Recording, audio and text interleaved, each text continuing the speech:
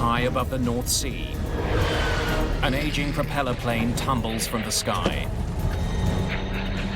The first headline was sabotage. Investigators consider a string of possibilities. It takes 2 years to find the cause. Unbelievable. It's something that's never been seen in any previous investigation. They looked at that and said, man, oh man, how could that be? It would lead to arrests half a world away and call into question the safety of one of the world's most important planes, Air Force One. It reached all the way to the aviation that flies around the President of the United States.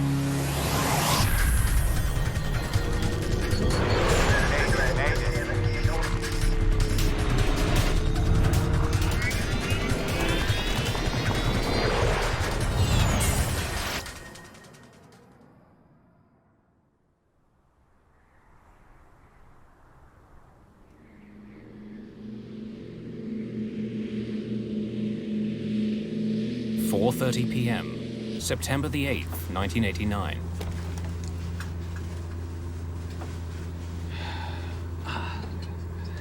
Oh, hang on.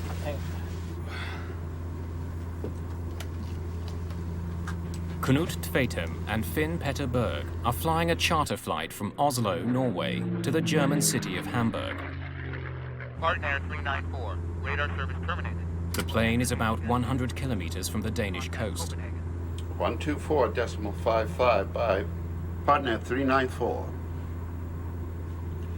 How was dinner? Delicious. A little pricey, but delicious.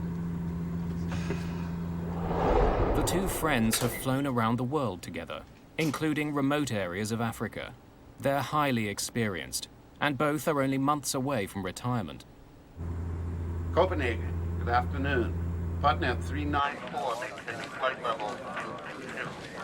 Partnair 394, good afternoon. Radar contact, Copenhagen control. 394. The plane is flying 22,000 feet above the North Sea. The aircraft they're flying is a twin-prop Convair 340-580. It's a popular plane for short routes like this one.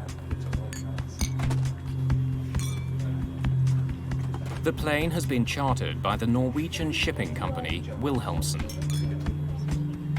All 50 passengers are winners of a company lottery, sending them on a free trip to Hamburg to name a new ship.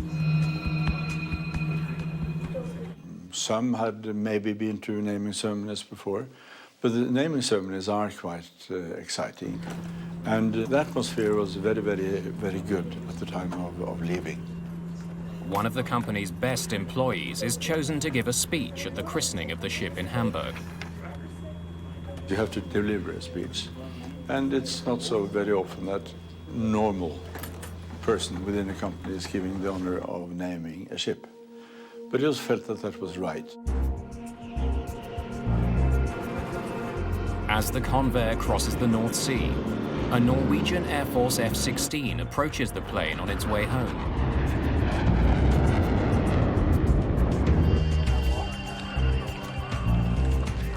Whoa, look at that, 11 o'clock. F-16.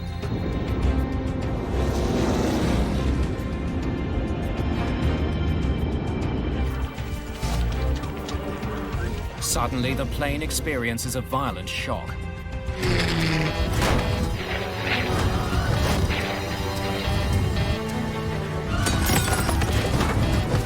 The crew is caught by surprise.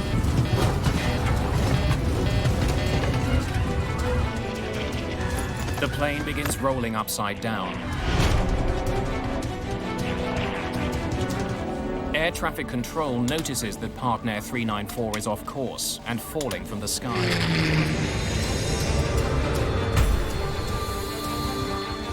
Partnair 394, Copenhagen control. Please report new flight level. The crew is struggling to save the plane and the lives of everyone on board. Terrain, report new flight level. Full up. Terrain. Full up. Please report new flight level. Then it disappears.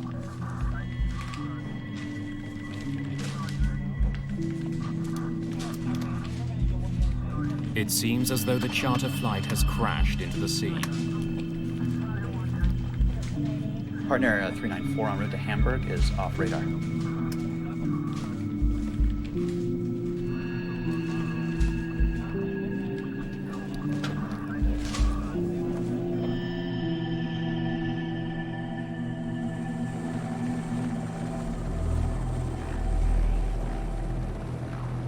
Rescue teams race to the crash site, nearly 20 kilometers north of the Danish coast.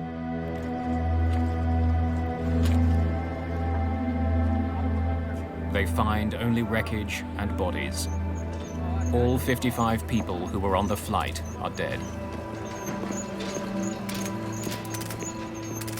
I knew all the people.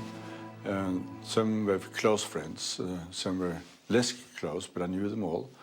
And the pressure then felt double. The shipping company is devastated by the news. Half the staff from its head office has been killed.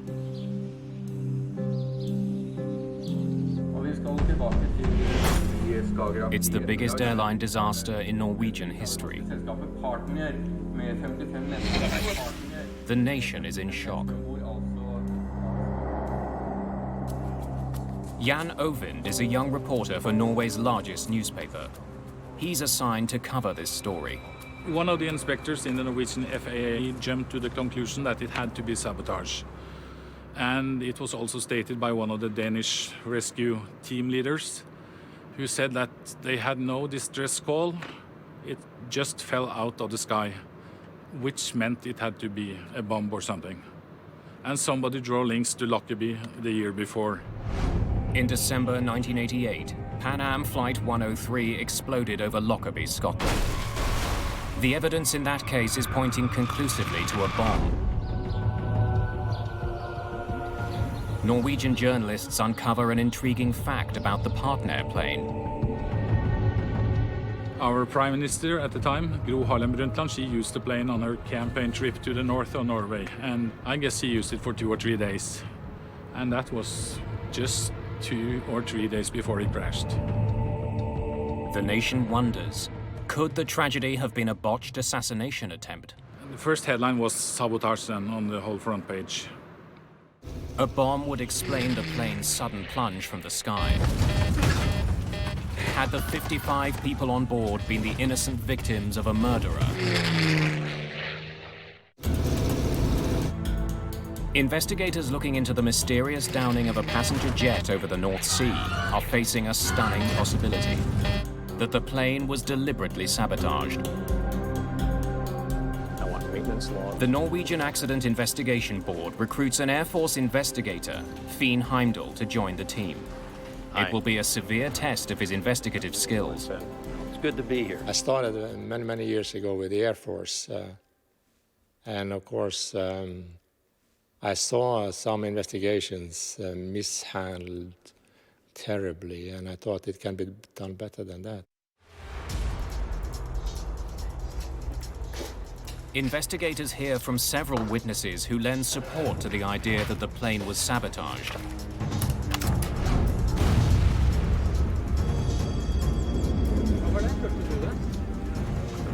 A young man claims to have heard a cannon-like sound coming from the crash site off the Danish coast. It may have been the explosion that brought down the Partnair plane. Searchers scour the surface of the sea for floating debris and for victims of the crash. Eventually, all but 5 bodies are found. They're taken to Denmark for autopsies. Those examinations reveal that some of the victims have small puncture-like wounds. This supports the notion that a bomb brought down Partnair Flight 394. An autopsy on the first officer also uncovers something unusual. A complete, unbroken toothpick is discovered in his stomach.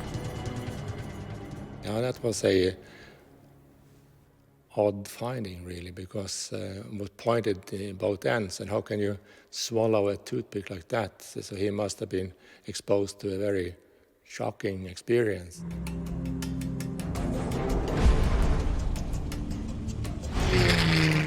Please report new flight level.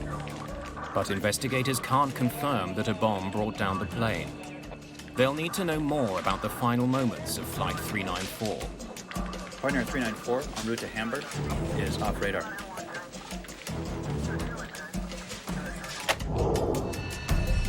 Nine separate radar stations tracked its final seconds. They could provide valuable clues. The most intriguing readings come from a military radar station in Sweden. Operators there tracked the Partnair flight as it crossed the North Sea. It started 1436. The military radar has detected something unexpected. There is another object in the same airspace as the plane. It is not another airplane. It appears as Flight 394 started to plummet from 22,000 feet. Idea what it is?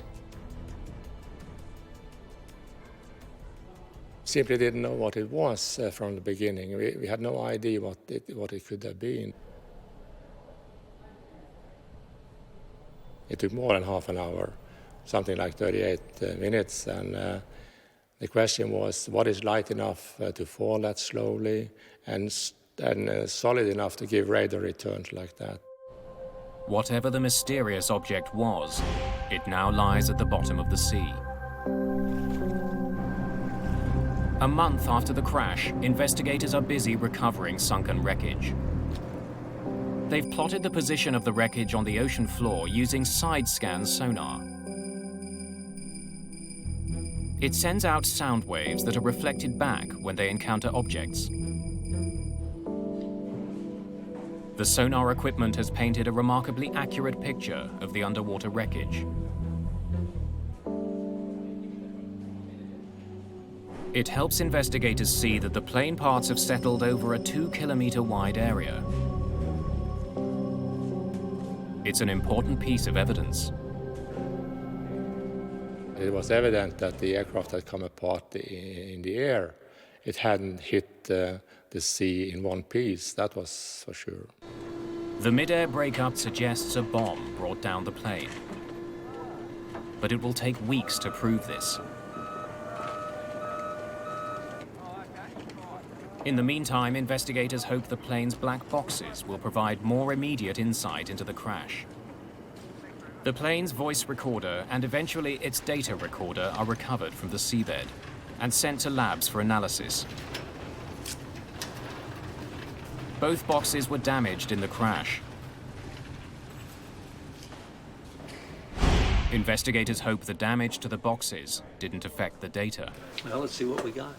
The voice recorder may have picked up a conversation between the pilots that can explain what happened on board. Avionic CVR. On? That's required. Auto feather system. Armed to 2 green. The device usually records the final minutes of a flight, but this CVR has done the opposite. Beta lights off. Power. It recorded the start of the flight, but then mysteriously stopped recording just before the plane took off. Well, it had recorded the conversation on the ground, but as soon as the engines were upshifted to normal RPM for takeoff, it ceased operations. So that was a disappointment to us. But the malfunctioning CVR did pick up an intriguing exchange between the two pilots. How's the weather in Hamburg? It's clear skies, good visibility. Hope it stays that way. The CVR does tell investigators that Flight 394 began with an unusual problem. Partner was in financial dire straits, and we found out that just a few hours before the plane took off, the Norwegian aviation authorities sent out a telex to tell all the airports in Norway to don't let a partner plane take off because they owe a lot of money in non-paid charges and fees. They won't release us for takeoff until we pay the catering bill. How much you got on ya? Seriously? Huh?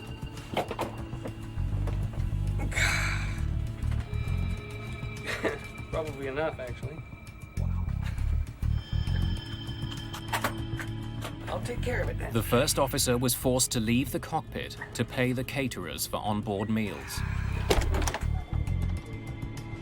Investigators check maintenance records to find out why the CVR only recorded the crew's conversation while they were on the ground. They discover that the plane's cockpit voice recorder had been modified more than 10 years earlier. Modified to switch to primary AC.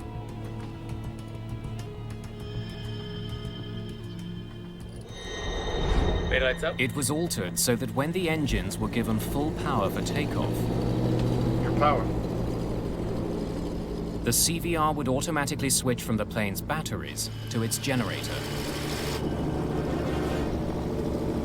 And that modification was not working on this aircraft. Neither pilot realized that as the engines were revved up for takeoff, power to the CVR was actually cut off. Anytime you get key investigation components such as the cockpit voice recorder and flight data recorder that don't work correctly, it brings into question the thoroughness of the maintenance and also the continued operation, safe operation of the airplanes. The malfunctioning voice recorder and the unpaid catering bill lead investigators to look more closely at the history of the airplane and the company that owned it, Partnair Airlines. Partnair operated a fleet of mostly older planes that flew to northern European destinations.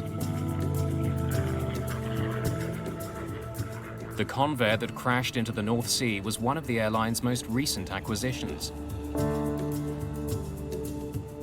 But the plane itself was 36 years old. It had a complicated history of both ownership and modification. The biggest change was to the plane's engines. The really important modification was upgrading the engines to turbine engines. On prop planes, the propeller moves air backwards, propelling the plane forward. Early prop planes used piston engines to turn the propeller. But turbine engines, which use a series of fans, not pistons, to compress air, generate substantially more power.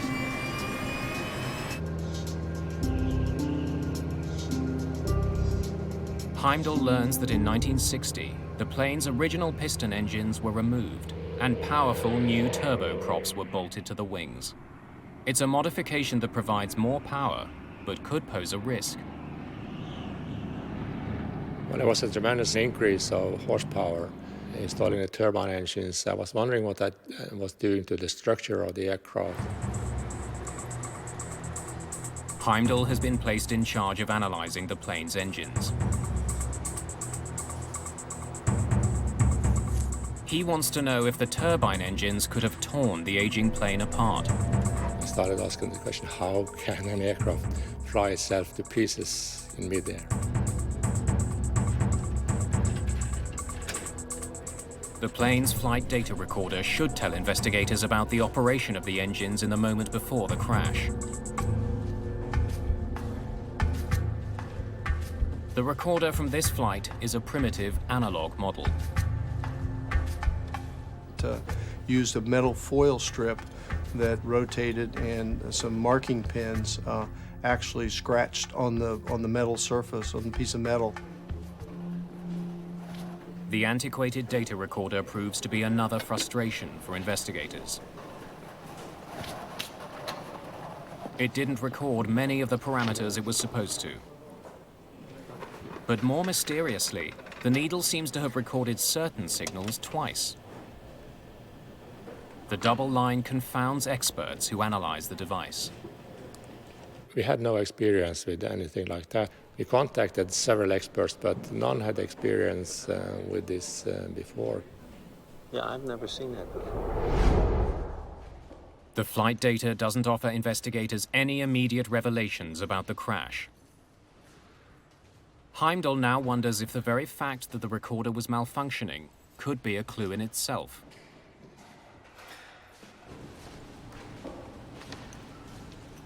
He decides to send the flight data recorder back to the American company that made it for further analysis.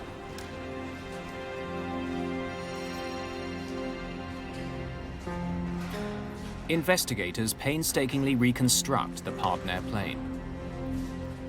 The Norwegian team recovered the airplane with assistance from the local authorities, the Danish authorities, I believe, and decided to reconstruct the airplane.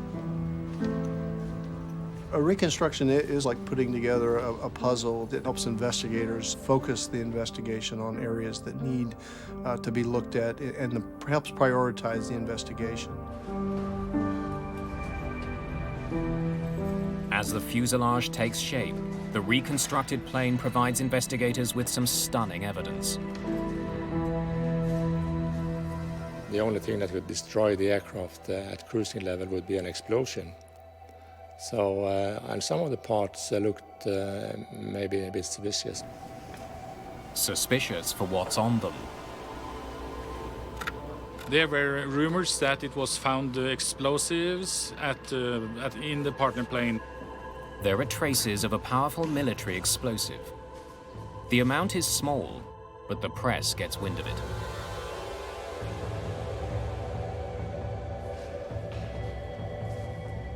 The explosive residue could be from a bomb on board the plane, or from another source. A NATO war exercise called Operation Sharp Spear was taking place that same day near the flight path of Flight 394. One of the pilots I talked to, and he said, I guess it might have been the so-called cold rocket, test rocket, might have gone through one of the wings or the fuselage. Many people now wonder if an errant warhead played a role in bringing down the plane. Pull up, terrain. Pull up, terrain. Pull up. But when the explosive residue is analyzed, it's found not to have been from a bomb or a warhead. There simply isn't enough of it on the plane.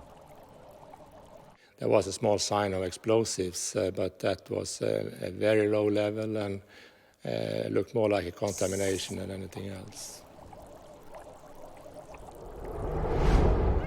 Many battles have been fought off the Danish coast. The sea is littered with old munitions. Investigators believe the plane picked up some explosive residue while lying on the ocean floor. Explosives are ruled out as a cause of this crash. Metallurgist Terry Heaslip has been brought in. He examines the plane's reconstructed tail and makes a startling observation. Pieces of the plane's skin show evidence of damage from overheating. Which means that it was flexing. And you take a coat hanger and you go like that, back and forth. If you hold it close to where it's going to break, you'll burn your hand because you develop heat where you're doing the fatiguing. It's the same thing on an airplane. The evidence is pointing to a problem with the plane's tail. Investigators are keen to look at a massive generator recovered from the rear of the aircraft. The auxiliary power unit is housed inside the Convair's rear fin. It's a backup power generator that's usually only used while the plane is on the ground. Heimdall inspects the device and discovers that some melted plastic parts from the plane's cabin have found their way inside the APU's turbine. It gives him an important new piece of information about what was happening on the plane at the moment it failed. Meaning that the cabin had failed when the APU was still operating. The APU should not have been running while the plane was in the air. The fact that it was means the APU could be behind this crash. Investigators try to learn more about what happened on the day of the crash. They interview the mechanic who inspected the plane that morning. He reports that one of the plane's two main generators wasn't working, and that he wasn't able to repair it. Regulations demand that the plane have two sources of power before it's allowed to take off. The first officer comes up with a solution that will allow the flight to leave. He tells the airline that he will use the auxiliary power unit throughout the flight as a substitute for the malfunctioning main generator. Okay, I want you to write this in the logbook. Released for flight with APU generator operative. We'll use the APU to power the left side AC system. APU is coming on.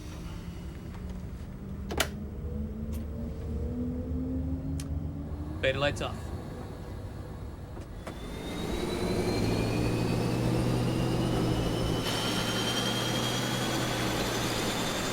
Your power.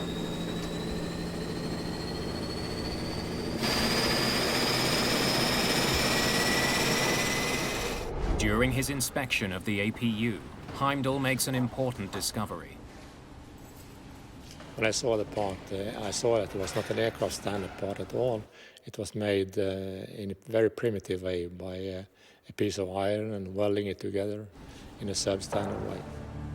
He notices that one of the mounts attaching the APU to the plane is broken. The unit contains a rapidly spinning turbine that generates electricity.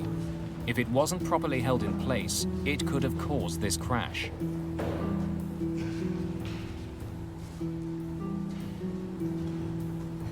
Investigators need to know if the broken APU caused the crash.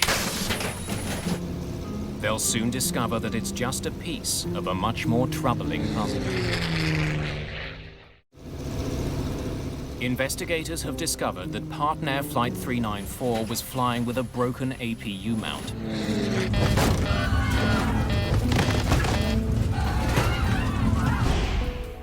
Metallurgist Terry Heaslip performs extensive testing on the failed part. My initial reaction was that the welding was bad, was probably inappropriate. Heaslip wants to know when the strut broke. If it happened during the plane's last flight, it could explain the accident. I could see the impact markings and the progression markings on it that showed that it did not fail in a single overload during this last accident flight. The way the broken mount is worn down also tells Heaslip that the mount holding the APU in place didn't break on the day of the accident. It was broken long before Flight 394 took off. Investigators now need to know what effect the broken mount had on the flight. 40,000 RPMs. Do a lot of damage. The APU is a large gyroscope having a tremendous amount of energy in it when it's rotating. And if that energy is transmitted to the surroundings, the fuselage, the structure, it could impact the whole vibration pattern in the tail. Investigators want to know if anyone had felt vibrations on this particular plane. Interviews with people who flew on it provide some answers. Listen, we appreciate your coming in. Thanks a lot.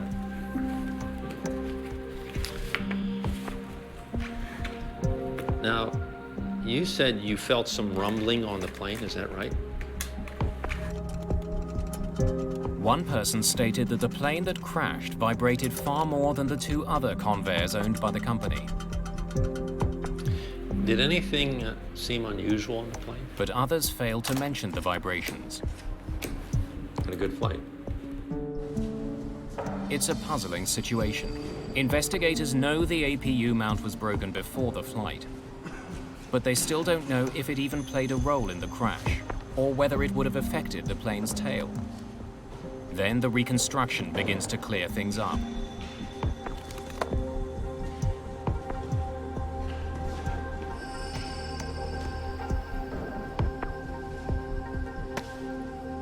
Heimdall discovers that two doors from the plane's tail have not been found.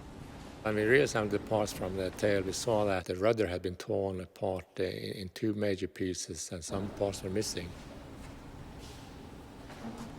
In particular, the doors between the fin and the rudder were missing. The shroud doors are two small doors located on the vertical fin of the plane. They provide mechanics with access to weights inside the fin that control the rudder's movement. Heimdall makes a dramatic find about the doors themselves. They were constructed with an aluminium honeycomb liner. From his days in the Air Force, Heimdall knows they have a unique property. This is thin aluminum foil, as you know, and it has the good reflective properties for radar, and it's very light. The military use it to disturb radar signals, call it chaff. Investigators now realize that the unidentified object picked up by Swedish radar was probably a piece of one of the shroud doors. But when we connected the missing doors and honeycomb with the radar data, we knew that it had happened up at cruising altitude, because the slow-falling object had come from very high level, cruising altitude practically. Investigators conclude that the tail began to break apart at 22,000 feet before it plummeted from the sky. But why had the doors fallen off in mid-flight? Whatever caused the shroud doors to tear off likely caused the crash. Investigators know that the rudder's counterweights are located just inside the shroud doors. If a rudder moves too violently from side to side, the weights do as well. We found enough pieces to show that it was just pounding these doors. And the first real components that came off were the honeycomb in those doors. Investigators conclude that around the time of the accident, something caused the rudder to swing violently back and forth, but they still don't know what. The APU with the broken front shock mount on its own, running in flight, would not cause the aircraft to come apart and the tail to come apart. There had to be extra factors there for that to occur. Investigators continue searching for those extra factors. Then Partnair Airlines proposes one. They point to the F-16 that passed over the plane just minutes before the plane veered off course. Whoa, look at that, 11 o'clock. F-16. Partnair claims the military jet was flying faster than it should have been.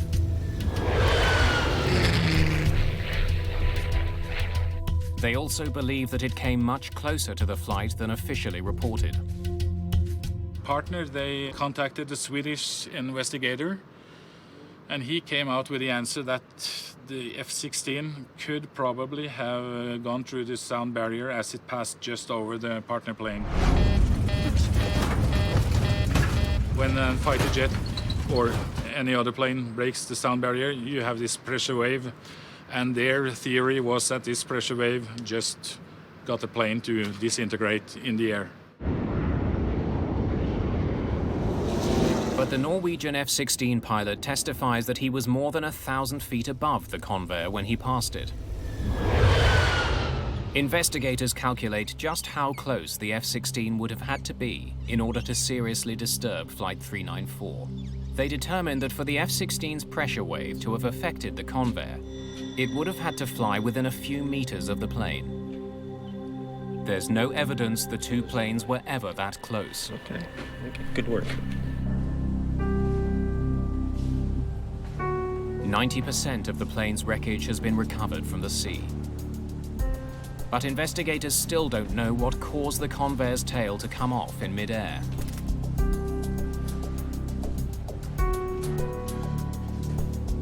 During the course of the investigation, Finn Heimdall is given a promotion. But he has no idea how to solve the puzzle that haunts his nation. They asked me to be in charge of the rest of the hardware investigation. I was standing in a heap of wrecked parts and thinking I'll never get to an end of this. Investigators get a break when the faulty flight data recorder is analyzed in the United States. The manufacturer has asked its top expert to come out of retirement and examine the device. Manufacturer Fairchild referred us to a previous employee, and we found him in California. The expert tells investigators that the needle that was supposed to be recording the plane's altitude was shaking so much that it was leaving another mark on the foil. But then he goes one step further. The FDR has a capacity to record for hundreds of hours. By unspooling the metal foil completely, he sees that the FDR has been vibrating severely for months. We saw that this had happened something like 360 operations hours before the accident. I had never seen an abnormality like that before, and it took us a while to figure out what was going on here.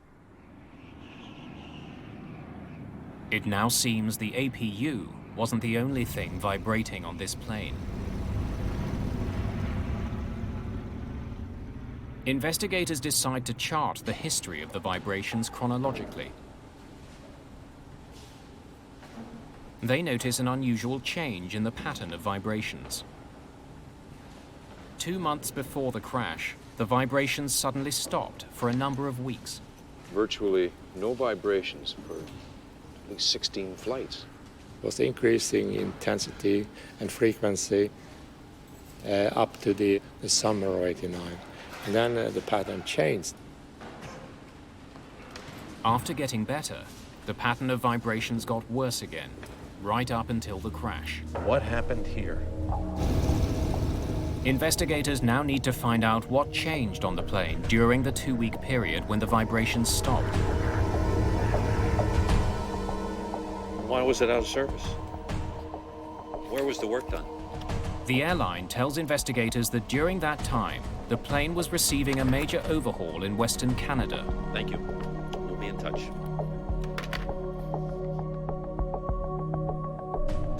The work was done by the plane's previous owner, a Canadian company that specializes in servicing Convairs. During the various test flights there, the FDR recorded almost no excessive vibrations. This healthy pattern continued on several passenger flights once the overhaul was done and the plane returned to Norway. Investigators review the maintenance records. Heimdall finds that during the overhaul, mechanics found signs of wear on one of the 4 bolts that connect the vertical fin to the plane's tail. These 4 bolts are the only things holding the tail to the fuselage.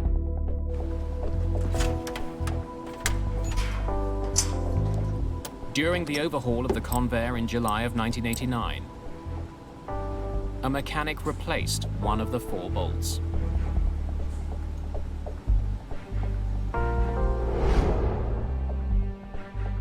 The information from the flight data recorder reveals that the vibrations in the tail stopped right after that 1 bolt was replaced.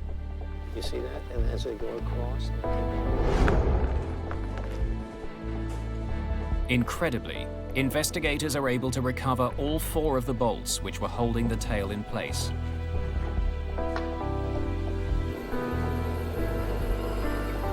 Terry Heaslip thoroughly analyzes the bolts.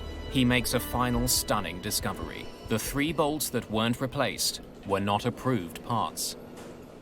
We did metallurgical testing and we did mechanical testing. And by doing all of these analyses, we worked out that the 3 of the assemblies were not up to scratch. They were bogus assemblies. His analysis shows that the faulty bolts were incorrectly heat-treated when they were made. As a result, they are only 60% as strong as they should have been. Investigators finally know why the tail was vibrating for months. Got something for me? 3 of the bolts holding it in place were too weak.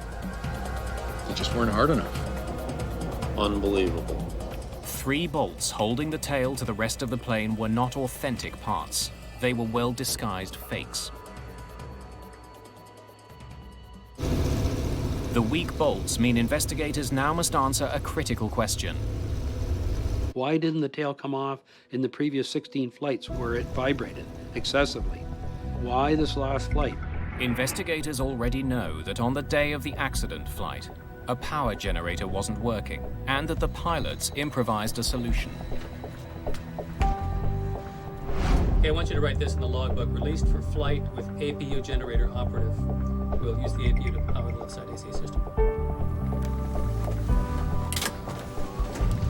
APU is coming on. The pilots didn't realize that the APU mount was broken, and the motor was vibrating considerably. Their decision to run it throughout the flight made a bad situation worse. The reason why things got bad on this particular flight is that the APU was literally floating on 2 mounts instead of 3. This, along with the faulty bolts, created even more vibrations in the tail of the plane. And when you get the two of them shaking, if they ever get into sync, what we call resonance with each other, disaster.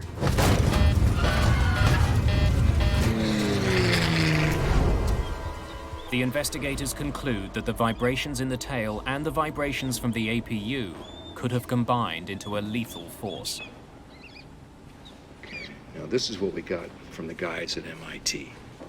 But technically, the vibrations could have torn the plane apart. If the two loose items start to vibrate in the same frequency, now you're going to get, or a multiple of that frequency, you get what's called coupled harmonics. And the one vibration is feeding the other one. They're feeding each other and making each other worse and worse. The most famous example of coupled harmonics occurred on the Tacoma Narrows Bridge in Washington State in 1940. The newly built steel and concrete bridge began swaying lengthwise, and then a crosswind started dipping it left to right. The two vibrations moving in different directions combined to create a violent twisting motion that tore the bridge apart.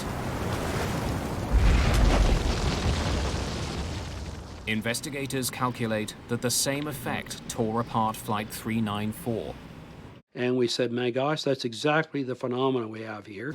This lethal combination of vibrations caused the tail to sway back and forth so violently that the rudder jammed to the left. This forced the plane into a left turn so abrupt that it increased airflow over the right wing, creating greater lift and causing the aircraft to roll. The plane recovered briefly, but the rudder jams to the left again, and the shroud doors explode. It rolls a second time. The tail begins to disintegrate. After that, the crew didn't have a hope. Investigators conclude that it was the 3 bogus bolts that initiated the Partnair crash. And I looked at that and said, man, oh man, how could that be in a crucial component, a crucial fitting like that in the tail? I couldn't believe it. The report on Partnair Flight 394 sends shockwaves throughout the aviation industry. It's the first time that a fatal plane crash has been linked to unapproved spare parts. It raises a frightening question. How many of the parts being put into planes around the world are bogus? The Partnair crash, that was the seminal event that started people actually having to recognize the unapproved parts problem and the fact that the worldwide inventories of aircraft parts, in fact, were contaminated. There are 6 million moving parts on a 747 alone. The spare parts business is a $45 billion industry. And at the time of the crash, that industry was largely unregulated. Mary Schiavo is the former Inspector General of the Department of Transportation, the agency that oversees the FAA.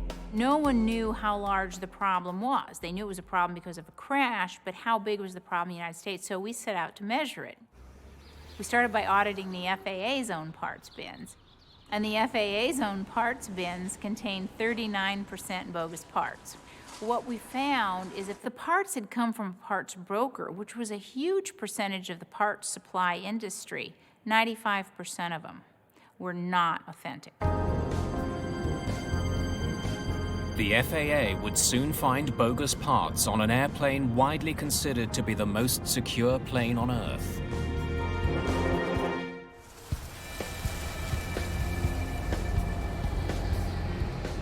There are 5,000 parts brokers in the United States, many of them in the Miami area.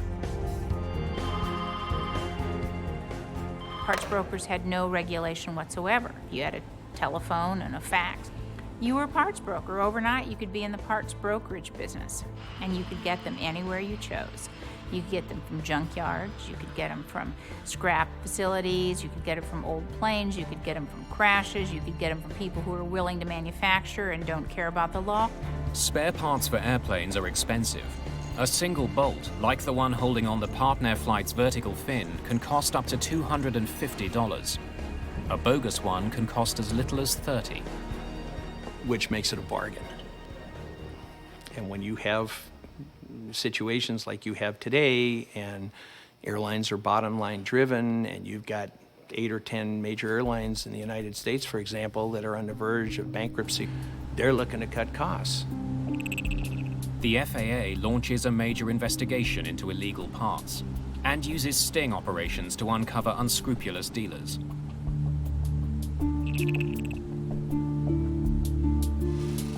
Investigators uncover a black market industry that makes thousands of worn and inferior parts look brand new. These are really good counterfeits. It's very difficult to tell. At the time of the Partnair accident, there were checks and balances in the system that were supposed to keep bogus parts from getting on major airlines. For instance, each spare part needs someone's signature to verify its authenticity. It has to have some documentation that states that it's airworthy. It has to have a maintenance release by some certificated entity. But investigators discover that in addition to a huge market in spare parts, there's also a burgeoning market for counterfeit FAA tags.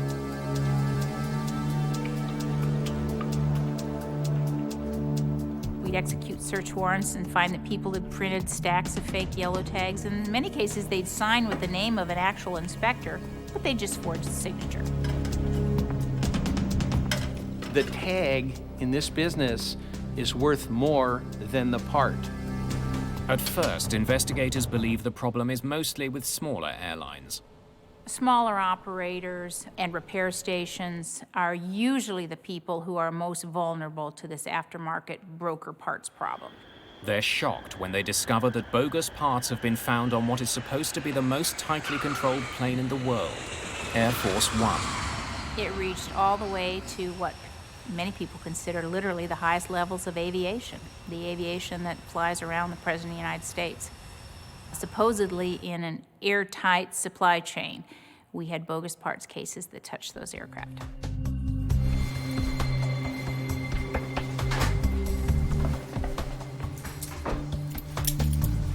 The FAA responds quickly. More than 100 dealers are arrested.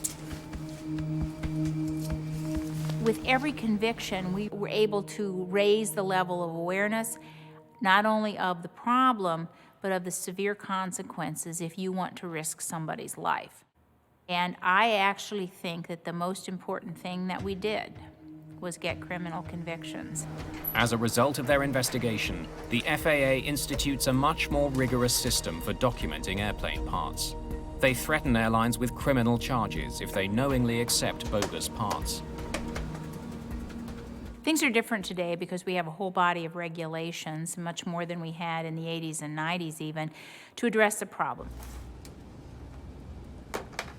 You have to get the mechanic who's actually got the wrench in his hand to a point of sophistication where he's knowledgeable enough to smell a bad part, to smell a bad piece of paper. And it is possible to do. The new regulations achieved their goal. In the 2 decades following the crash of Partnair 394, there wasn't a single fatal accident attributed to bogus parts.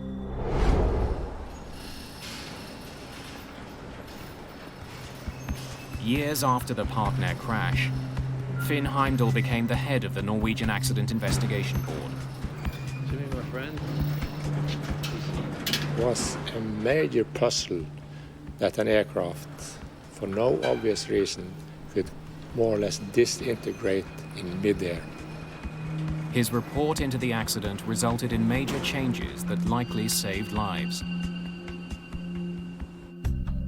That's the positive thing, but the negative, of course, is the tragedy, the personal tragedy to many people.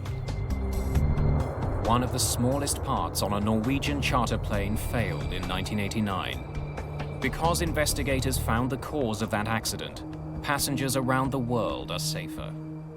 less likely to be on a plane that's fitted with bogus parts. Outside one of India's busiest airports, the early evening sky ignites into a fireball. This cloud just lit up. Felt like you could feel the heat. Flaming wreckage falls from the sky. It's a horrifying crash. I realized that the clumps that I saw all around me were either the remnants of the aircraft or dead bodies. When investigators arrive, they find the twisted remains of 2 passenger jets. 349 people are dead. Vital clues are buried deep underground. Investigators must piece together the day's events. Saudi 763 will maintain 140. Kazak 1907, now reach 150. How had 2 crews that should have known each other's positions ended up in the world's deadliest mid-air collision?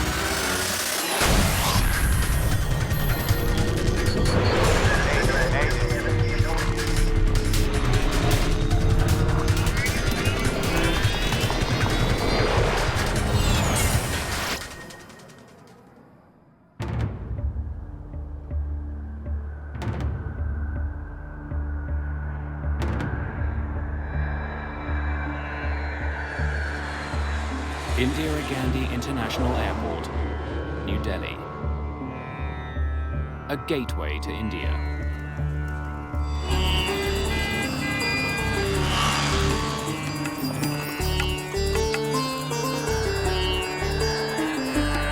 November the 12th, 1996.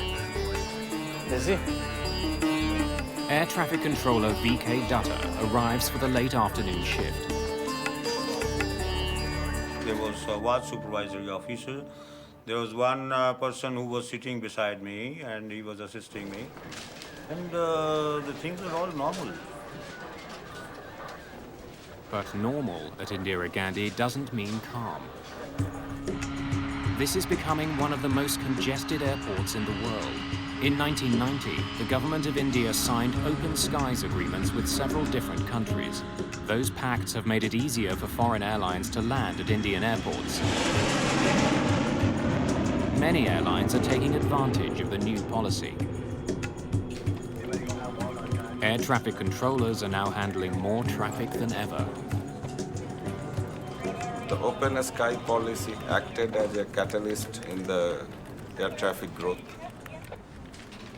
The volume of traffic grew from, I believe, 175 movement a day to around 225 movement a day. We have to perform during that time. So whether 10 aircraft come on that time or 20 comes, so you have to handle them. Just past 6 o'clock, Saudi Arabian Airlines Flight 763 takes off into the sunset. Gear up. Gear up. Clear on left. Captain Khalid Al-Shabaili powers the Boeing 747 away from the runway. His co-pilot, Nazir Khan, handles all radio communication. There are 289 passengers on board. Many are Indian workers returning to their jobs in the Middle East. Saudi 763, airborne 03, contact radar 127.9. While Flight 763 was on the runway, its movements were tracked and directed by an air traffic controller in the airport's tower. 279, good day. But shortly after the plane takes off, the tower passes the pilots over to approach controller VK Dutta, who's in another room at the airport. Approach controllers at Indira Gandhi guide planes through the airspace beyond the runways. They're in charge of all arriving and departing flights within 110 kilometers. The approach controller normally is responsible for arrival and departures of the aircraft, which are coming in. They are safely and expeditiously, they are brought to the final approach. Tonight, Dutta is controlling 5 flights. Some of these are leaving the airport, while others are coming in. His task is to keep those planes spaced safely apart, but not so far apart as to cause any delays. There's a continuous coordination with the tower who handles the ground traffic. So he would tell approach controller that this fellow is ready, and he is to be accommodated between these 2 flights. So that kind of dynamics we were doing at that time. Saudi 763 approaching flight level 100. Roger, climb, flight level 140. Clear to climb 140, Saudi 763. This evening, a United States Air Force cargo plane is coming in for a landing. Even though it's an Air Force jet, this flight is Dutta's responsibility. I think we probably had 3 or 4 back and forths with the controller where he was verifying our altitude or checking on our altitude, telling us about other traffic in the vicinity. Saudi 763 approaching 140 for higher. Saudi Flight 763 reaches its last assigned altitude of 14,000 feet. The pilots request permission to fly higher. Roger, maintain flight level 140. Stand by for higher. In order to coordinate incoming and outgoing traffic, Dutta wants the Saudi flight to stop climbing. Saudi 763 will maintain 140. Dutta is concerned with another plane, now flying east for a landing at Indira Gandhi Airport. It's a passenger jet operated by Kazakhstan Airlines. The Ilyushin 76 is a massive Russian plane. Originally built for the military, a modified version is now widely used as a commercial airliner. Dutta wants it to pass over top of the Saudi flight before landing. After that, he'll let the Saudis continue their climb. They were supposed to cross maintaining 1,000 feet of separation. Kazak 1907, now reaching 150. 46 miles from Delta Papa November. Roger, maintain flight level 150. Identify traffic 12 o'clock reciprocal, Saudi Boeing 747. Dutta doesn't want the Kazakh flight to be surprised to see the Saudi jet. Since planes don't have radar to track other aircraft, they rely on controllers to warn them about other planes nearby. Maintaining 150, Kazak 1907, will report. How many miles? All pilots tuned to the approach control radio frequency are able to hear one another as they communicate with the ground. How many miles? 8 miles now. It was strictly visual and trying to pick up on the radios where everyone else is at and what they're up to. Traffic is at 8 miles, level 140. Suddenly, a massive explosion shatters the evening's calm.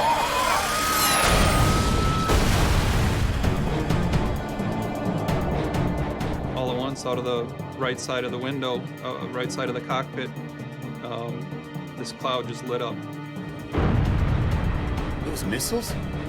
To my mind's eye, there were missiles kind of corkscrewing, picking up speed was what they looked like, and they looked like they were coming right at us.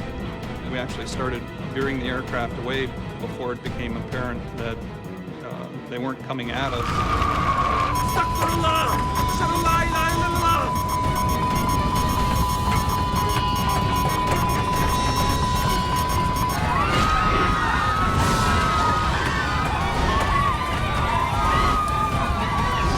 The Saudi Airlines jet spirals towards the ground. Billy, this is 1815. 1815, say again? Got on the radio right away, called the controller. You saw something that looks like a big explosion. Then it struck to me that something has gone wrong. On Dutta's radar screen, both the Saudi jet and the Kazakh plane have simply vanished. When I saw other blips are coming in, so I watched the sweep again.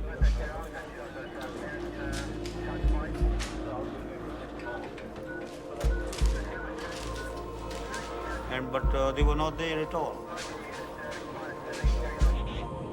We then heard the controller call for the Saudi Air jet and the Aleutian. Saudi 763. With no response. That was obviously very bone-chilling.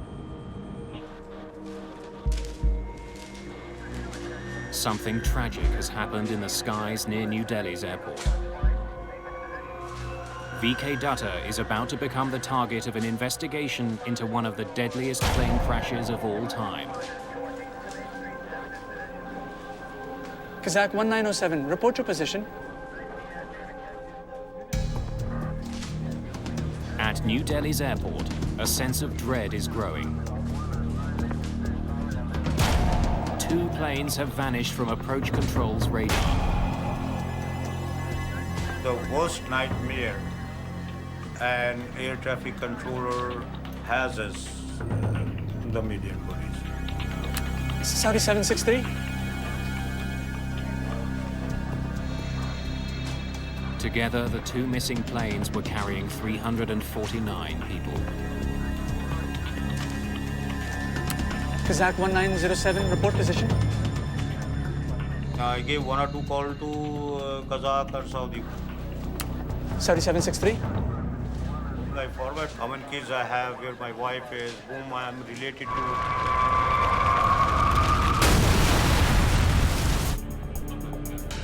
to. US Air Force pilot Captain Tim Place soon confirms the worst. Delhi, this is 1815. 1815. What did you see? 2 distinct fires on the ground. 2 fires on the ground. Confirm? Confirm. Confirm. Roger. My senior came to me, so I told him the accident happened. I told people who were to do search and rescue that the aircraft have crashed at 40 nautical miles west of Delhi. 2 planes have gone down over Chakri Dadri. Chakri Dadri is a town 65 kilometers west of New Delhi.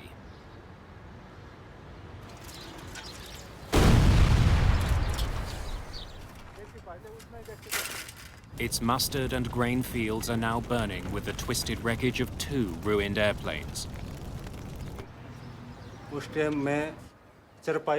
All of a sudden, the sky turned a bright red color, and I saw fire and smoke.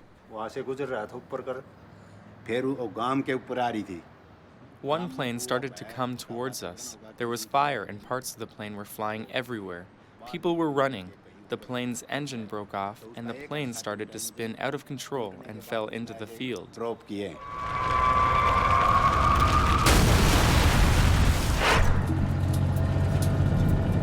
I was told that there's been a mid-air collision. Apparently there's a jumbo jet which may be involved, and why don't you just head out? There was this adrenaline rush in that sense. I was very new in the business and I knew I had to get that story. Vishnu Som is assigned to report on the crash for New Delhi television. He arrives in the darkness of night a few hours after the crash. We parked our vehicle on the side of the road, and it was, there was a fair bit of moonlight. He and his cameraman are one of the first media crews to arrive on the scene. Hey, turn off the light. Don't want to attract attention. Police have likely cordoned off the area. I stepped onto the field, and I thought it was a fallow field. Nothing was growing over there because it was just sand. Because it was dark and our only visual reference was the moonlight, we just sort of kept going. And then I remember seeing clumps around me, just these little piles on all sides. And because there wasn't enough light, I didn't know what exactly it was. And then I stopped because I said, something's terribly wrong over here. Turn on your light. Turn on your light. I realized that the clumps that I saw all around me were either the remnants of the aircraft or dead bodies. There was a tree just maybe 15 feet away from me, to my right. There was this burnt corpse on that tree, and that's an image which comes back and continues to haunt me. even after so many years. As night turns to day, hope of finding any survivors fades. None of the passengers aboard either plane has survived. 349 people are dead. It's the worst mid-air collision of all time. News of the crash spreads around the world. What remains clear is that there was more than one set of factors that might have resulted in the collision. We have two very separate wreckage fields. Captain KPS Nair is one of the first investigators on the scene.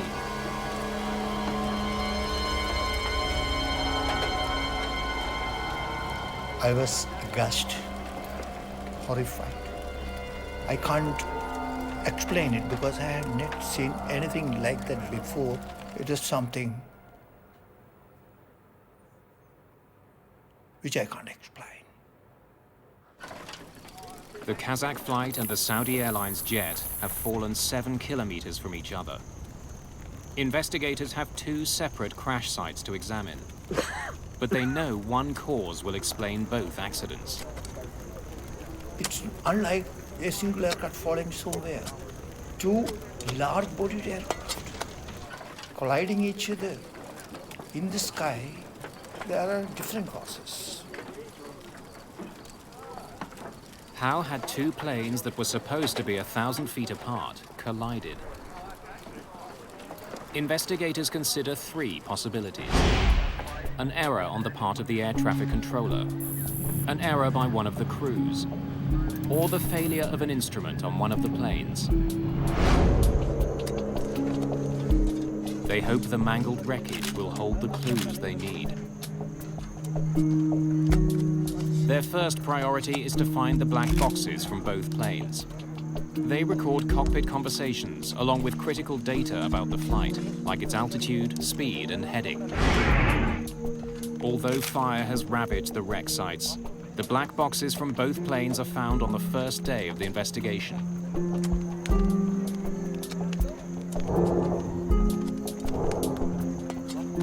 But for the moment, they hold their secrets. It will take several months for experts to extract data from the recorders. In the meantime, investigators focus on conversations between the two planes and the air traffic controller. In this particular case, we had the evidence of the ATC transcript. Without onboard radar, the planes around Delhi's airport rely on air traffic controllers to guide them. VK Dutta comes under enormous pressure. Did he make mistakes that caused the worst mid-air collision ever? Those times were bad. These media people, they crowd foul. So I told them that, there's no fault of mine. Hi, I'm VK Dutta. I'm sorry to keep you waiting. Have a seat. Investigators want to know everything that Dutta did on the night of the crash. Was traffic heavy? Evenings are always busy. Dutta's radar doesn't track a plane's altitude. Instead, controllers in New Delhi write a plane's last reported position on a strip of paper. The strips are continually updated. It's the only way for controllers to keep track of the altitude of the planes under their control. Level information is not there, so level has to be confirmed by the pilot. Kazak 1907, now reaching 150. Air traffic controllers can only know a plane's altitude when the pilots report it. Are these your notes? Yes, sir. This is the Kazakh one, and this is the Saudi one. Investigators learned that Dutta was in charge of 5 flights at the time of the accident, and that the Saudi and Kazakh flights were flying in opposite directions of the same aerial pathway. The area that Dutta manages is divided into a network of air corridors. Controllers use them to channel flights in and out of the airport. But many of the corridors are used for military flights. In fact, even at such a busy airport, there's only one main corridor for commercial planes. In cases like this, there are strict rules he has to follow. Between two aircraft, the requirements specify a vertical minimum separation of 1,000 feet. When aircraft fly through the sky, they leave turbulence in their wake, like boats on the water. It can affect the planes around them. Air traffic controllers deal with this by keeping planes at different altitudes. Roger, maintain flight level 140, stand by for higher. Dutta was supposed to ensure that the two planes were 1,000 feet apart as they approached each other. He planned to do what he'd done many times before, have the incoming plane pass 1,000 feet over top of the outbound plane. It was a routine procedure, but somehow the two planes had ended up on a collision course. One of the two planes was not where it should have been. Investigators wonder if Dutta made a mistake that led to the horrific crash. Poring through the ATC transcripts, investigators quickly learned that Dutta had given the two planes the proper directions. But since his radar doesn't display altitude, there was no way for him to tell if the planes followed those instructions. Investigators are so convinced that Dutta did nothing wrong that 3 days after the crash, he's back on duty. Then my family and other people heard this. There was a little sigh of relief that, our guy is safe. Investigators return to the crash site. They are hoping to recover certain instruments from the two aircraft. Perhaps a mechanical failure had led one of the planes off course. Normally, the altimeter would have stopped at that point where the accident took place. And we wanted to know what altitude they were registering at the time of the accident. But the Saudi cockpit has plunged deep into the ground. The accident investigation becomes an excavation. The Saudi's nose portion was well below the earth. It was about 10 to 12 meters below. The end of the nose had gone that far below. Machines had to be brought in, excavators, to dig up and lift the cockpit of the Saudi aircraft.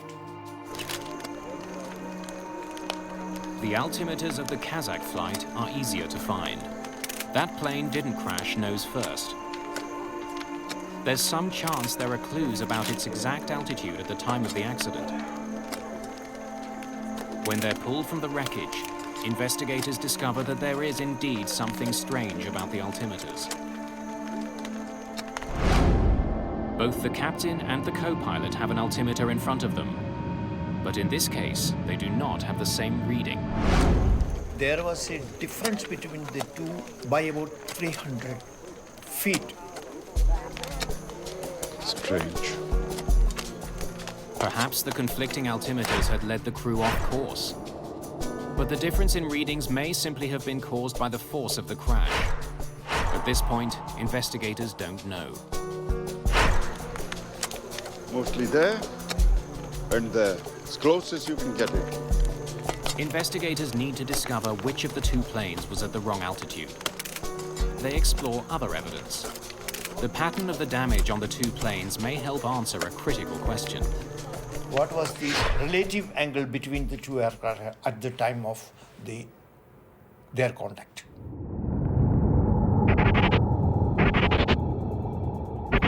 Most of the pieces from the two planes are kilometers apart, but a large section of the tail from the Saudi aircraft is found near the beginning of the debris field.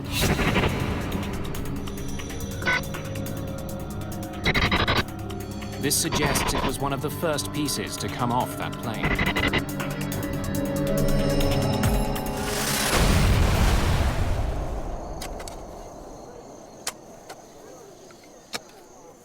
The significant points of contact in this particular accident in the air was between the tail end of the IL-76 and the wing portion of the Boeing 747 of Saudi Air. The tail of the Kazakh plane appears to have pierced through the left wing of the Saudi jet. If that's the case, the Kazakh flight hadn't been above the Saudi jet when they collided, as air traffic controllers thought. It must have been below it. It's a puzzling discovery that adds to the mystery. Investigators still don't know which plane was in the wrong airspace. What they do know is that once the two planes hit, there was no hope for either crew. After hitting the other plane's wing, the Kazakh plane's tail tore through the horizontal stabilizer at the rear of the Saudi 747. 5.5 meters of it is torn off. Without it, the Saudi crew can't control their plane. The result is the aircraft goes into uncontrollable spiral.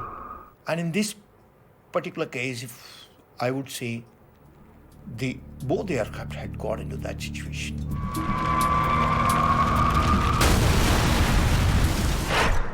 What they've found in the wreckage of the two jets frustrates the investigators. They now understand how the planes collided, but they still don't know why they were at the same altitude, or in fact, what altitude they collided at. How had the Kazakh jet, which was supposed to be above the Saudi flight, ended up below it? Almost 2 weeks after the accident, Captain Ashok Verma joins investigators at the scene. By that time, the operations for digging the Saudi cockpit had been completed. Whatever equipment was recoverable had been recovered. Like the rest of the evidence uncovered so far, the instruments from the Saudi plane don't help explain what happened. The force of the crash has completely destroyed them. I can't find anything. Too much damage. I agree. Look at this. We could hardly find any useful material. With the disappointing discovery, investigators are forced to move on. They've learned all they can at the crash site. The case now depends on what they can find out from the black boxes. Investigators hope that somewhere on the cockpit recordings or buried in the flight data are the clues they need. Where were the planes when they collided? And how had they ended up on a deadly collision course? Get to the 150, present the 140, start to go!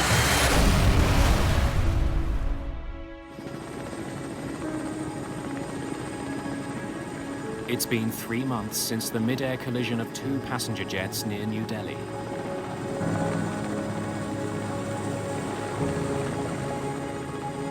Investigators have been frustrated by a lack of conclusive evidence. They hope the plane's black boxes will help them solve the case. In order to avoid any suggestion of bias, the boxes from the Saudi flight are being analyzed in England. Technicians from the Air Accidents Investigation Branch try to extract valuable data. The neutrality of the state where the recorders are handled was an essential thing.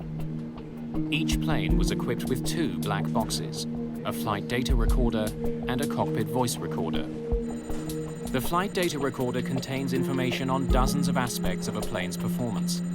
Among them, the altitude, the airspeed, and the changes pilots make to the flight controls.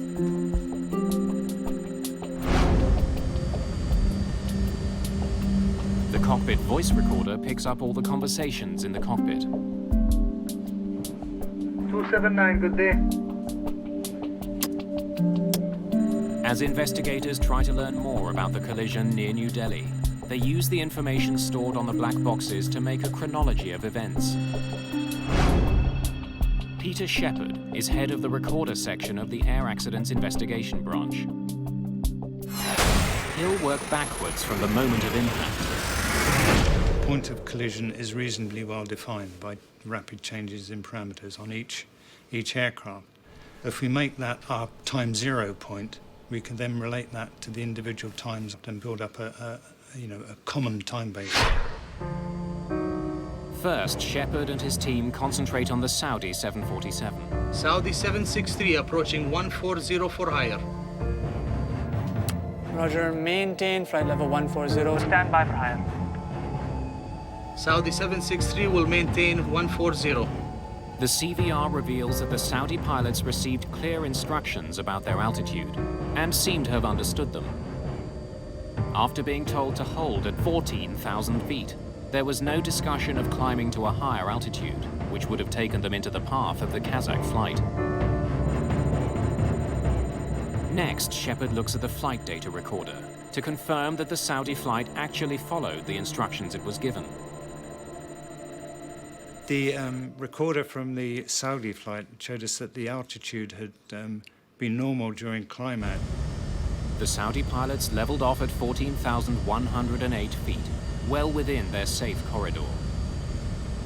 It had leveled at its assigned altitude of 14,000 feet and continued to fly level.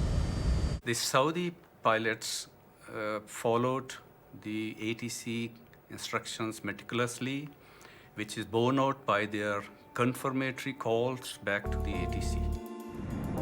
Air traffic controllers wanted the two planes separated by 1,000 feet and wanted the Saudi plane to fly below the Kazak jet. If the Saudi pilots did nothing unusual, suspicion is growing that somehow it was the Kazak plane that was in the wrong place. Alarmingly, when investigators examined the information from the Kazak jet's flight data recorder, they discover that it descended far below the 15,000 feet it was supposed to stay at. Moments before the collision, the Kazak plane is at 14,100 feet, almost 1,000 feet lower than its assigned altitude and less than 10 feet below the Saudi flight. It then powered directly into the Saudi jet. The Kazakh crew had not stopped descending at the altitude they were clear to, that was 15,000 feet. But why had the Kazakh flight dropped so badly off course? Kazakh 1907, report position. Kazakhstan Airlines presents one theory for their plane's dramatic loss of altitude. The Kazakhstan defense mainly relied on presence of turbulence. Perhaps a sudden burst of turbulence had forced the plane lower. The data recorder of the Kazakh flight does seem to indicate that the crew had a bumpy ride. It shows two distinct and sudden drops of more than 400 feet. The airline claims both of these drops were caused by turbulence. But Peter Shepard isn't so sure. When we saw the jumps of 250, 500 feet, our initial response was that these can't be right. I mean, you know, it was the rate at which they changed was beyond that an aircraft could actually perform. What else could cause the plane to drop so quickly? Or at least seem to drop so quickly? Shepard searches for an explanation. We tried to resolve the inaccuracies in the Kazakh recording by looking at the other parameters that were recorded and trying to derive altitude using these other recordings. It's intricate math. By using information including the speed and rate of descent from the flight data recorder, Shepard determines that the plane was on a steady downward approach. The reason for the apparent sharp drops is simple. Shepard learns that the sensor that sends altitude information to the flight data recorder was faulty. It would stick and temporarily stop sending information. When it got unstuck, it would wrongly appear as though the plane had lost considerable altitude. It's as if there was a bit of glue on one area and it stuck in that. And eventually the altitude changed so much, the force on it made it jump again, and it stuck there for a little while. Investigators can now conclusively dismiss turbulence as a factor in the collision. So there's no sudden descent? Scanning maintenance records, investigators also discover that there was no problem with the Kazakh plane's altimeters. They conclude that the difference found in the cockpit instruments was a result of the crash. It didn't cause it. To understand why the Kazakh plane kept descending after it was told to hold, investigators turn to the cockpit voice recorder. It begins long before the crash itself. Initially, there are no hints that anything is wrong. Kazak 1907, report level passing. Passing 240, Kazak 1907. Because the Ilyushin 76 is a modified military plane, it has another unusual feature, a position for a radio operator in the cockpit. Igor Rep mans that position and handles all communications for the Kazakh flight. Roger, over to Delhi approach 127.9. 127.9, bye-bye, Kazak 1907. As the aircraft nears the airport, Rep gets in touch with approach controller Dutta. Delhi approach, good evening. Kazak 1907. Passing 230 to 180. I told Kazak to descend and maintain flight level 150. That is 15,000 feet. Roger, Kazak 1907. Descend, flight level 150. Report reaching. 1,000 feet vertical separation is sufficient, and that was granted to the two aircraft. Kazak 1907, now reach 150. The Kazakhstan radio operator had at one time stated reaching flight level 150. It's just 1 minute before the impact. And at this point, the Kazakh plane appears to be right where it's supposed to be, 1,000 feet higher than the Saudi plane. But investigators know that instead of leveling off, the plane continued to descend. This is where the trouble starts. As investigators compare the flight data information to the cockpit voice, they notice something disturbing. Kazak 1907, now reach 150. When Rep calls out that they've descended to 15,000 feet, he's actually over 1,000 feet higher than he thinks he is.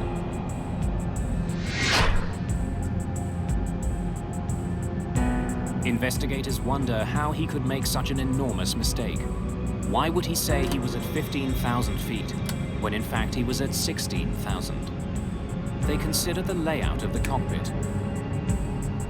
A radio operator does not have its independent altimeter.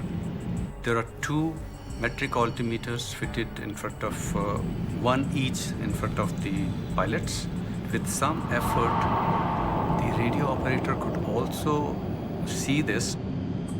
Whatever the reason, Rep is mistaken about his plane's height, and he's the only one in contact with the ground.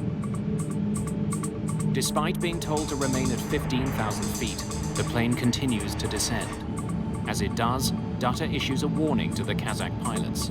Identified traffic, 12 o'clock reciprocal, Saudi Boeing 747 and 10 miles. Likely to cross in another 5 miles. Report if in sight. He tells them to watch out for the Saudi flight, but the Kazakh jet just keeps flying lower. Ahead. Ahead. Just before the crash, Igor Rep seems to have recognized that the plane is now flying dangerously low. But his warning doesn't come in time. Keep the 150. Do not descend. Accelerate, Sanyo. The cockpit voice recorder proves what investigators found in the flight data. At the time of the crash, the Kazakh jet was trying desperately to get back on course. Get to the 150 because of the 140. Stop! But investigators are still puzzled. Why had the Kazakh plane kept descending? After ruling out controller's error, ruling out the mechanical failure, do you have to go further into details of human behavior during the operation of a flight? Kazakhstan is one of several now independent republics that used to be part of the Soviet Union. The national airline has a reputation at Indira Gandhi Airport. There was always a sense that, these were small fly-by-night operators essentially doing the charter business, and they didn't necessarily follow the conventions of modern Western aviation. We examined their background of knowledge of English language. The crew in the Soviet states, they pass English examination, but they're not fluent in spoken English. Verma now listens more closely to the cockpit voice recorder, looking for an indication that the crew misunderstood their instructions. Had a language barrier caused the crash? How many miles? Traffic is at 8 miles, level 140. Did the Kazakh pilots confuse their own altitude with that allocated to the Saudi aircraft? Report, 8 miles. Verma finds that members of this crew weren't communicating clearly with each other. Igor Rep was responsible for communication with the ground, but there's no indication that the pilot and co-pilot were listening to his instructions. Switch on, engine inlet heating. While the rest of the crew was busy discussing arrival procedures, Rep alone seemed to be occupied with their altitude. Now looking, 1907. It is a usual practice that the briefing for the arrival is completed before start of descent, so that all crew can pay full attention to the radio. While the radio operator appears to have understood that the Saudi plane was at 14,000 feet, investigators believe the co-pilot thought that he was cleared to 14,000 feet and continued his descent. Hold the level! What level were we given? When the pilot does respond, he seems confused. I think pilots did not pay that much attention and relied too much on the radio operator and to navigate the aircraft during this critical phase.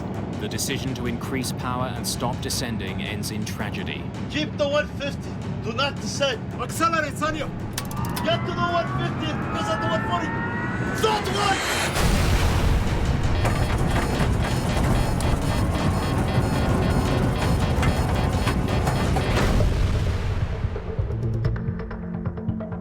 The final report points a finger squarely at the crew of the Kazakh plane.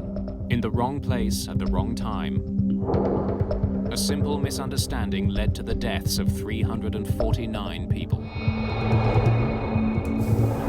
The investigation concluded that the primary cause of this Mayday collision was non-adherence to the authorized altitude allocated to the Kazakhstan aircraft. Investigators are confident they know what caused the worst mid-air collision in aviation history. But there are steps they want the industry to take to help make Indira Gandhi Airport safer. What they find is that the technology that could have prevented this accident was already at the airport. Saudi 763. Investigators have determined that poor cockpit communication and a simple misunderstanding caused a devastating accident which killed almost 350 people.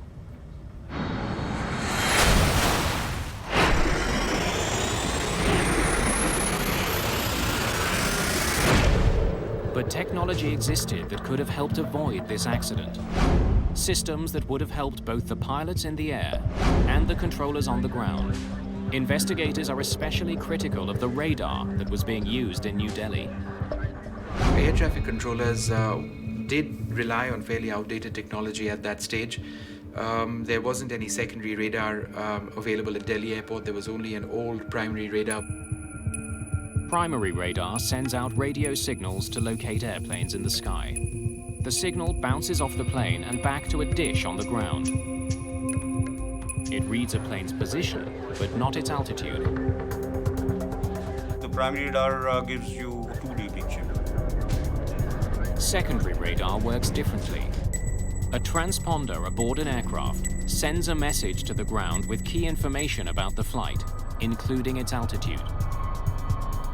Saudi 763 approaching flight level 100. Roger, climb, flight level 140. On the day of the collision, approach controller VK Dutta could only rely on what the crews told him about their aircraft's altitudes. Kazakh 1907. Now reach 150. The Kazakh radio operator said that they were flying at 15,000 feet, but Dutta had no way to confirm that. If he had known the Kazakh flight's actual altitude, he could have diverted the Saudi flight from its path.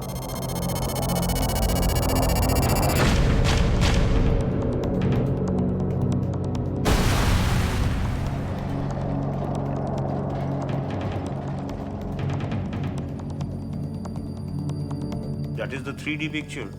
So you have some time to react to it. You can take the aircraft away. At the time of the accident, India had ordered a $118 million air traffic control system with secondary radar and more sophisticated communications and navigational equipment. The system had originally been scheduled to be installed 2 weeks before the accident. But on the day of the crash, the system hadn't even been unpacked. Secondary radar is an advancement on the primary radar. And in this particular case also, by getting the altitude information, it could have been possible that the accident of this nature could have been avoided. In the year following the accident, there would be 3 near misses near Indira Gandhi Airport. It would take more than 2 years for the secondary radar system to be installed. Today, controllers at Indira Gandhi International Airport see an airplane's flight number, altitude, and heading. It's far more information than controller VK Dutta had available to him on the day of the accident. Experts believe another piece of technology could have helped prevent the collision: TCAS. TCAS equipment generates caution and warnings for the crew. It allows them time to react, draws their attention to the situation around, and it looks into the vertical separation. TCAS is a collision avoidance system that can be installed on board airliners. In many countries, the technology is mandatory. It alerts pilots when other flights are coming too close. The system also automatically tells them what evasive action they should take. Neither plane was equipped with TCAS. The Indian Airports Authority has also made the airport safer by redesigning the air corridors coming and going from the runways. At the time of the collision, there was one main air corridor for commercial planes landing and taking off from Indira Gandhi International Airport. With the increase in air traffic, that single corridor was becoming too crowded. In the wake of the accident, more air corridors were opened for commercial flights. In general, aviation safety standards has improved. The concern for the safety has improved. Out-of-date technology and poor communication led to this crash. But like almost every aviation accident, it was a chain of seemingly minor events that ended in disaster. In retrospect, were some very unlucky people to meet in the sky that night. You know, it's a 1 in a million chance for that to happen. Certainly there were other things that could have helped: radar, collision avoidance systems, and I think we continue to make advances there. I don't worry about flying.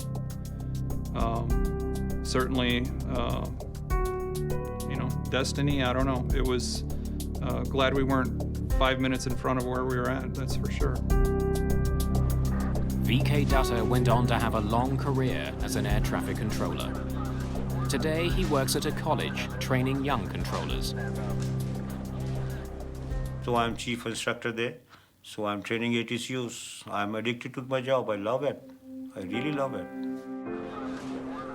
Dutta, who was initially suspected of having caused the crash, helped implement the changes to make New Delhi's airports safer. His efforts have paid off. The airport now handles 20 million passengers a year. Since the new radar system was installed and the new corridors opened, there hasn't been a fatal accident at this airport.